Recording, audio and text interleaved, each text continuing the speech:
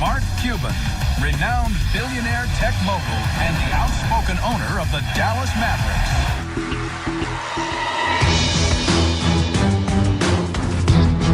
Good morning, this is Richard Hsu, host of Hsu Untied, and today I'm very thrilled and honored to have as my special guest Mark Cuban, who's a tech entrepreneur, owner of the Dallas Mavericks, and one of the investors on Shark Tank. Mark, welcome to the show. Thank you. Appreciate having me. So, Mark, before we begin, actually, I just wanted to comment that Shark Tank is actually one of my favorite shows. I think you do a terrific job. It looks like you really enjoy being on that show. I assume you'll be on it for a while. Yeah, I mean, I like it. It sends the right message that the American dream is alive and well, and if someone from Iowa, Nebraska, wherever, can come up with an idea in their garage and make it on the Shark Tank and get a shark to help turn it into a real business, that's an indication that anybody can do it. So, yeah, I love the message it sends, so I'm glad to be part of it. Yeah, it's pretty cool.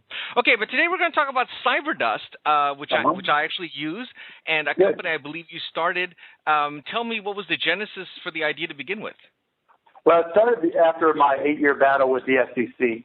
I learned very quickly that, they weren't about justice. They were about winning. And everything I turned over voluntarily early on, every email, every text message, every communications I had, thinking, okay, there's lots of exculpatory information in here. This is going to be a 2-minute drill, and then it would be over. Unfortunately, their interest wasn't in getting to the truth. Their interest was just winning. So if I had an email that said the sky was blue, they were like, nah, you knew we were going to be looking at your emails. So what you really meant was the sky was green. And, it's typical in a deposition or any type of scenario like that.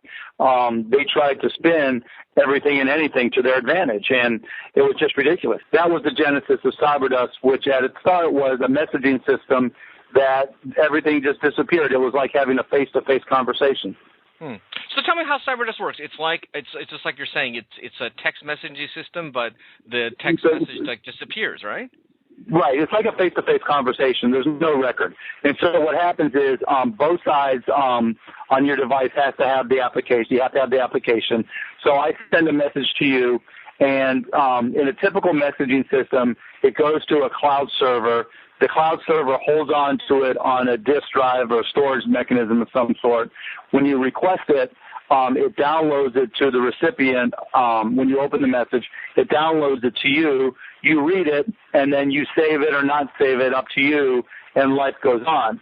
But the reality is there's a record from the sender most likely. There's a record from the host, the person who's doing the storage and transmitting of the application, and then the recipient can store the message as well. So there's multiple sources of holding that message really eternally. They can be held in perpetuity. And, that to some people it's like, well, that's, why not if you've got nothing to hide? But in reality, over time, things lose context. I'll go back to my SEC case where, things I said that, were perfectly honest and perfectly innocent were used against me just because they could. I guess the best way to look at it, particularly from an attorney standpoint, the minute you hit send on any message in any communication system, whether it's email, text messaging, whatever, the minute you hit send, you lose control and you lose ownership of that message, but you don't lose responsibility for that message. If you send me an email, I own that email. You no longer have control of it. And you could say the most innocuous, innocent, purposeless thing in that email, and then I could create a whole new context with that email and use it in a lawsuit. I can, bring it up in the deposition and try to create my own context. I could go and mix and match it with other messages that, which was not the intent when you send it. It's just there's so many things that can go wrong and so little that can go right that we created Cyberdust. And what makes Cyberdust different, both sides have to have Cyberdust. And so when I send you a message, it goes from me to our servers in the cloud. Now, in the cloud, we don't store it on permanent media, meaning it's not on a hard drive. It stays in random access memory in our servers. And if those of us who have used PCs know that, if you turn off your PC while you have something in memory, it's gone forever. And that's the same concept with our servers with Cyberdust. If, we unplug our servers or disconnect or turn off our servers, it's irretrievable. So, but it stays up there. It stays in random access memory in our servers. And then once you retrieve it, or 24 hours, whichever comes first. If you don't retrieve it within 24 hours, it's just auto-deleted and it's gone forever. There's no forensic way to retrieve it, nothing. So once you retrieve it, then it goes down to your device, your phone as an example, and once again, it's in non-permanent memory. So you'll notice that if you use Cyberdust and you turn off your phone or you exit the app, any message that you had downloaded is gone. And once again, there's no permanent storage at all, so there's no way to retrieve it. If someone picks up your phone, once the message is gone, it's gone. If, so when it comes, there's a lot of lawyers that use it, and what all that means in my feeble legal mind, since I'm not a lawyer, is that nothing is discoverable. There's no possible way for anybody to say, okay, now it's time for you to produce that Cyberdust message. And I've gotten some anecdotal stories from lawyers that are using it, where I've had the clients use it when they said, okay, you sent a message to so-and-so and you use this app called Cyberdust. We need you to produce it. I can't. What do you mean you can't? Well, then you need to go to Cyberdust and they'll produce. No, they can't. They don't have a record of it. We keep no server records. The only thing that we can do is if you provide your email, and it's optional, if you lose your password, we can provide you with another password. We can't retrieve messages. We can't do anything. We don't know where you're at. We don't track anything. We have no server logs, nothing. Interesting. Well, it's funny because, one of the things lawyers say all the time is, don't put that in writing, right? I mean, I've used that phrase thousands of times. So is the most widely used use case for this application lawyers? Is that what you find? No. But lawyers obviously understand it a lot more clearly because of their experience. What the most likely use and the most prominent use is just normal people communicating about their lives and their businesses and just day to day, because it's so much. The privacy enables honesty is the best way to look at it. So anybody with any business experience, whenever you say something that's going to be recorded in any way, shape, or form, whether in text, whether in social media, a Facebook post, we always think, okay, what if somebody else was reading this? And even when we do that, we know that we still could be wrong. I tell people all the time, your social media is like fashion. It seems really, really cool when you're wearing it and your friends are admiring it, but give yourself a year or two and you're going to look like an idiot. And comments on social media, comments in text are the same way. And so, more and more people have had bad experiences, in the most, again, benign scenarios. I can give you the example of people who told me, well, I used to date this person and we used to have pet names for each other and I used them in a text and we broke up. I never thought anything about it except the other person kept all my texts and embarrassed the hell out of me by putting them on social media. And so, again, you can't emphasize enough, and as a lawyer, you understand this.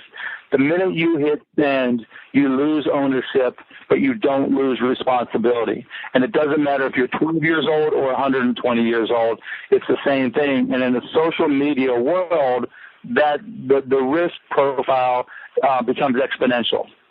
Yeah, it's interesting. So from a technological standpoint, was this a difficult application to build?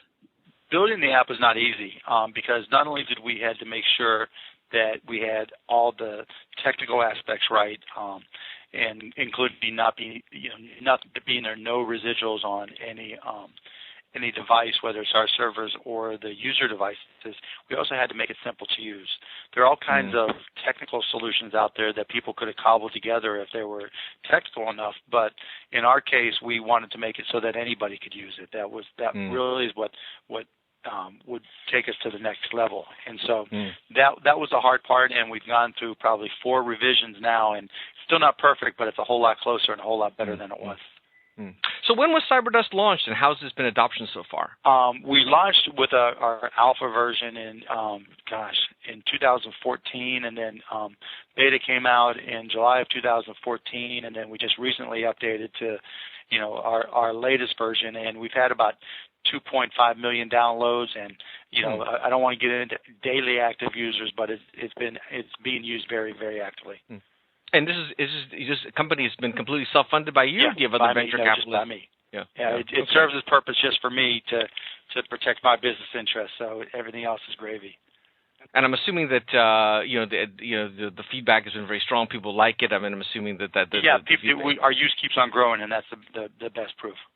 Yeah, right. Are you trying to direct it to certain markets, or you think, basically anybody can use it? No, really, right? kind of our pitch is it's the most personal communications platform available. Meaning, now as an attorney, in your case, you can have an honest conversation in writing, if you will, using text that you couldn't have any other way. I mean, and other than sitting in your office is probably, or maybe at a lunch table or a dinner table, is the only time you can talk honestly with a client, knowing, even with attorney-client privilege, that no one's going to take that and misuse it. And that's what we're trying to recreate. And because of that, that's really what's increased its popularity. So it's really more of a replacement for texting than for email, right? Yeah, because you're still going to use email for things that you need a record of. So if there's a final document, you're going to email it. You're going to send an attachment. Right. Yeah, it's a replacement for texting. It's an alternative to face-to-face communications is the best way. Yeah. And again, when you know that it's private, people are a lot more open and honest. And as an attorney, that's critical. Or if you're doing a negotiation, and your client's working on a business environment, or there's communications between two parties in a divorce, being able to be open and honest is important. And so you can say what you need to say, knowing that there's not going to be a record that could be used against you. So I take it you use it a lot then? Oh, yeah, I use it, for just about everything, all my business, that I need to do. Yeah, right. What are some of the other features or future you see for Cyberdust? Do you think this is pretty much it, or do you see other things that you want to add? We continue to add. So the other part of Cyberdust that works really, really well because of the fact that it disappears, the ephemeral nature is, it has kind of a Twitter-like component. Right now, if you've got people that follow you on Twitter, or that you communicate with on Twitter, there's always a troll problem. There's always somebody who's going to come in and see what you do, or if somebody retweets it and it goes to somewhere else, someone else is going to take a look at it and then give you a hard time about it. With Cyberdust, you can also have followers. So you can also create what we call private lists. And so if you have a group of attorneys that you deal with a certain issue, or a group of attorneys is working on a case together, you can create a private list and do what we call a blast information to all of them simultaneously. So if you're talking about a case and there's 20 of you working on this, rather than trying to do a group text messaging or doing a group conference call, you can set up a group message on Cyberdust with a private group or a blast list where you can just send out updates to all the people at once, and they can reply to you individually. Or you can use it like Twitter, where you get followers. So we've got people that have got tens of thousands, hundreds of thousands of followers. And what's cool about it, if you're an active Twitter user or even Facebook user, on Facebook you don't reach everybody who follows you. Facebook decides who gets to see what you post. Right. On Twitter, everybody gets to see it, but that's part of the problem. Because of that, you always have to think twice what you're going to try to squeeze into those 140 characters. And you always have to think, okay, how is somebody going to mess with me when I post this? With Cyberdust, you don't have that issue. You can have 1 follower, 2 followers, 2,000, 200, 2 million followers, and you can say what's on your mind. So when I was talking about the Mavs situation with DeAndre Jordan, I did it on Cyberdust. And the reason I did it was because I'm not limited to 140 characters. I can use text, audio, video. I can put in links. And all I've got 500,000 people who follow me on there. All 500,000 people got, an in-depth, honest response. And I knew that while some people might not agree with me, if they reply to me, I'm the only one who saw it. And because of that, it's kind of useless for a troll. I didn't get, the Mavs sucks, or Cuban, you're an idiot, like you do on Twitter.